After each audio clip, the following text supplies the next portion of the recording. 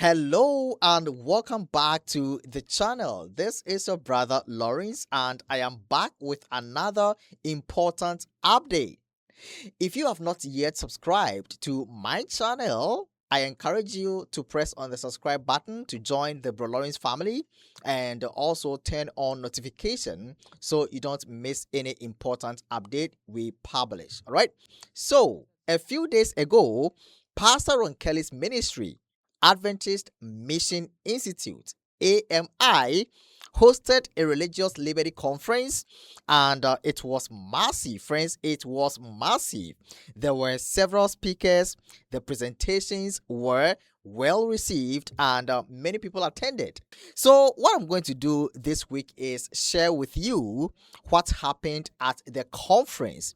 We will look at some important key moments, what the speakers talked about, and why this event is getting so much attention online. So this week I'm going to share with you one after the other the things that happened at the AMI conference. Okay, so stay with me this week. All right, and you're going to learn a lot. So today we are beginning with a presentation by Dr. Peter McCullough. Yes, and friends, I would love you to watch this video until the end, especially if you took the COVID-19 vaccine. Yes, and if you know anybody that took the vaccine, please share this video with them. So without wasting time, let's get into the video and listen to Dr. Peter McCullough at the AMI Religious Liberty Conference. Let's get into it. And then we document from 2014 forward the incredible rapid development of laboratory techniques to engineer viruses, and particularly the coronavirus. And so there, in 2014, Dr. Ralph Barrick at University of North Carolina, Chapel Hill, and Dr. Peter Daszak at the EcoHealth Alliance, David Morens at the National Institutes of Health, and Anthony Fauci, Jeremy Farrar at the Wellcome Trust at the time, they all began to collaborate on how to take a common human virus called a coronavirus and make it able to invade the human body and kill the organism. That's called gain-of-function research, making the virus function to a much greater degree than it would in nature. That's man, in a sense, turbocharging something very dangerous out of nature. And that is the whole idea behind gain-of-function research. This all started to happen under our watch in the last 20 years. Now, interestingly, a pharmaceutical sales manager in Belgium who's, had a good job, but he wasn't notable in any other way, he got tapped to be the CEO of bioMérieux. bioMérieux is like Abbott Laboratories or Roche Laboratories. It's a big in vitro diagnostic company in France. This was right around 2007. By 2011, the Chinese had reached out to Jacques Chirac in France and asked for some help in building a biosecurity annex at the Wuhan Institute of Virology. Jacques Chirac said, terrific, I've got the company to do that for you. That company is bioMérieux, led by our new CEO, Stéphane Bainzel. The former pharmaceutical supervisor who's suddenly the CEO of a in vitro diagnostic company who's now building a biosecurity lab in China. Well, Bainzel, in the communications that have come out from the Office of the National Intelligence, from Tulsi Gabbard, and from the work that Ron Johnson and Rand Paul have done, Stéphane Bainzel and Moderna were working on a coronavirus vaccine with U.S. funding, but with his background in having built the lab in China. The CEO of Moderna was directly involved in building the Chinese lab, where now all of our intelligence agencies and the Office of National Intelligence, everyone agrees that the virus that got us sick came out of that Chinese biosecurity lab. So in March, when President Trump announced that we have a national health emergency, 5 days later, Stefan Bainzel says, I've got a vaccine for it at Moderna. And the US government has a patent, co-owns the patent with Moderna. You can't make this up. This is a riveting story that it sounds like it should be part of a Tom Cruise movie in science fiction or a thrill, but it's actually really happening. It's really happening. So as we sit here today, we've entered this bioweapons era, and we've indeed had a gain-of-function research product, an organism, get out of a lab and get the whole world sick, which would be the dream of someone who is developing a biological weapon. A dream. And one night, and many of you probably have seen me, I'm a frequent contributor on most of the news stations, but I went on hundreds of times in primetime TV in the United States.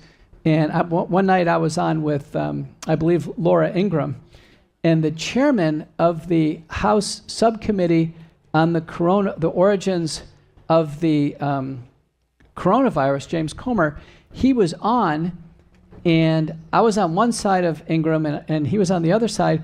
And I had a chance, since you have a sitting U.S. congressman right on national TV, and I said, the origins of this virus are in this lab, and the lab itself needs to be investigated. We need a full investigation of what happened. And he stepped right up, the congressman said right up, he said, Dr. McCullough, if that happens, some people are going to get killed. Essentially what he was saying is whatever happened in Wuhan, China, is so severe, so awful, involves the U.S. and Chinese governments, so much collusion, so much collaboration, so much ill intent for the world, that we shouldn't even look into it. So here we are, Capitol Hill. We have Ron Johnson and we have Senator Rand Paul leading the charge. And now there's some support from Senator Bernie Moreno and Josh Hawley and just a few others. Now, I've testified myself 5 times. I was one of the very first in 2020. As we sit here today, 97% of us have had SARS-CoV-2 infection. This gain-of-function, partially engineered virus in China. How many of you have had COVID-19?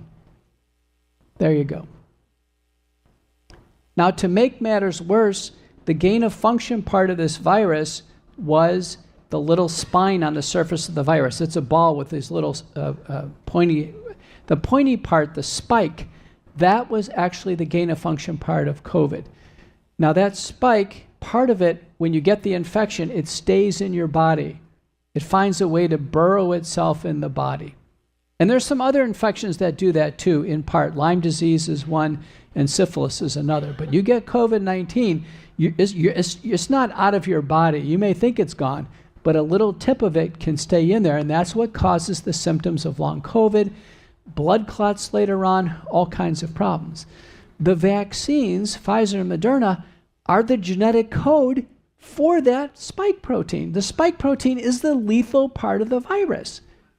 And Pfizer and Moderna, that type of genetic code has never been used in human beings before.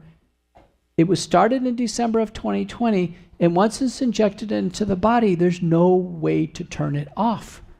That is the most alarming thing about this form of vaccine. Any other form of vaccine, a live attenuated virus, a dead virus, a protein, the body's going to clear it out, but not synthetic genetic code that keeps cranking and cranking and cranking and can't turn it off.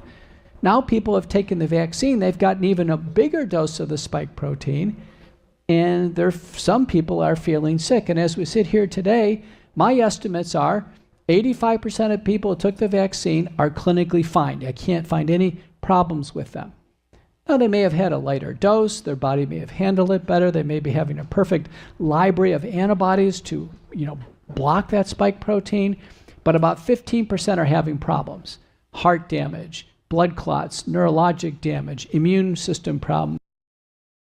All of this is emerging in the peer-reviewed literature. It's frightening, but it's due to the spike protein and this vaccine, which is long-lasting. We've published a case this year of a patient of mine who took the vaccine. He had blood clots, he had heart damage. We can find circulating Pfizer vaccine in his bloodstream and the spike protein 3.5 years after the shots. 3.5 years. No wonder he feels sick. So it's a great controversy now in medicine of what we do regarding this current predicament. So fortunately, for everything we've seen that's so unnatural, like gain-of-function research, the solutions seem to be natural. This is very interesting. Even from the drugs we use to treat COVID-19, hydroxychloroquine and ivermectin, they're natural. Our nasal sprays and gargles that are very effective, our natural corticosteroids are natural. Even forms of blood thinners, heparinoids are natural. And our solutions for, getting the spike protein out of the body are also natural. Nattokinase derived from the fermentation of soy or chickpeas. Bromelain derived from the stems and meat of a pineapple. Curcumin from turmeric. Those are the big ones. The spike protein has to be enzymatically dissolved in the body. That's nattokinase and bromelain. I haven't found any other way to do it. I've seen people try to flush it out of the body and take stem cells and take vitamins. I haven't found any of that works directly until we actually clear it out of the body. So I published in nattokinase and bromelain and curcumin in combination is the only peer-reviewed published protocol. It's called McCullough protocol, based spike protein detoxification. I was able to work with others. We formed a company over this. The scientific officer of the company called the Wellness Company. The product is the Ultimate Spike Detox. We did not patent this on purpose because so many people all over the world need this that any sources that you can get for nattokinase, bromelain, and curcumin for sure, but that's probably the single greatest tip you can give people is please undergo detoxification if you've had long COVID, the vaccine, or having residual symptoms, and do everything you can not to get COVID again, which is on the rise. And the best solution there is twice daily nasal sprays and gargles from salt or iodine water, xylitol, scope or Listerine or Spry. All of that's fine, but I'm going to do it tonight. You get enough people under a tent, someone's probably got something. What you want to do is you want to knock down the viral replication in the nose just a little bit so your own immune system can knock it out. You have a virus in your nose, quietly replicating for about 7 days before you get the sore throat. So when you get the sore throat, it's too late. You had 7 days. You could have actually done a little wash up the nose and a little gargle and knocked it out. In 2020, you probably saw me on TV, I was sick all the time. The producers were telling me, Dr. McCullough, you have to get it together because I'm always holding a Kleenex. I tell my wife almost every month, I got a sore throat again. I do a nasal spray and gargle twice a day, every day religiously. I've gone years now with nothing. Nothing. It's wonderful. I had the virus several times. My antibodies to the spike protein, you can actually measure your own blood test to see what your exposure is. Go to LabCorp, Labs on Demand, COVID antibody test, pay $69. Just get your test. You don't need a doctor to order it. But my test was elevated. Anything more than 1,000 units per ml is elevated. I was at 2,300. I didn't feel so great. My ears are ringing. I went on the spike detoxification according to the scientific protocols. It took over a year. But now my levels are about 800. Thank goodness our mother-in-law who lives with us, she took 2 vaccines, but she's been able to somehow clear it out. Her spike antibody levels are 200. The average person with the vaccine is well over 5,000, 10,000, or even 25,000 on the spike test. So the blood test is very helpful. The spike detoxification is helpful. Nasal sprays and gargles twice a day is helpful. But what's most important is for each and every one of you to have a great degree of discernment at this point in time. Many of us were fooled by what happened through the pandemic, surprised, dumbfounded. I was one of them. I was fooled. I did not see this coming, but I do now. Now by looking at the history, I see what is going on. Now President Trump has dropped the funding for gain-of-function research, but it doesn't mean adversaries like the Chinese Communist Party, not-for-profit organizations like the Gates Foundation, it's still game on for gain of function research because there's so much money in global vaccination. So there's even vaccine centers that say there will be pandemic after pandemic, and there'll be one solution for that: mass vaccination. So we've already had COVID-19 with mass vaccination. There's an attempt with monkeypox to try to get vaccination going. Then bird flu. Then hantavirus. Now Ebola. I'm not saying these are minor illnesses, but now every day we're given a new infectious disease threat, told it has a grave prognosis, told that there's no treatment whatsoever, which is never the case, by the way. Modern day treatment is pretty good for almost everything. And we're told, wait and be saved for a vaccine. The WHO has Agenda 2030. They want to see 500 vaccines per person in just a few years. Vaccine promoter Paul Offit, who is on CNN very frequent, as frequent contributor, he believes we can go to 1,000 vaccines per person. Our children were up to 93 doses of vaccines, 19 preventable illnesses. Now, Trump, through a couple attempts now in RFK, has at least trimmed it down to what Europe is doing, 11 diseases, and this again is going to be challenged. So we're in a time of great controversy. This hubris over vaccines is centuries old, and it is, for many, it's an ideology, and that's the reason why you can't talk about this. Vaccines have been accepted blindly in an ideology, and the ideology goes like this. We always have had deep-seated fears of infectious diseases, and through the brilliance of mankind, science can outdo God. Man can improve God's creation. That's how powerful this hubris is. That's the vaccine ideology. You know it's wrong. I know it's wrong. And with that, I think all of us can plot our course forward in this time of great controversy. Thank you so much.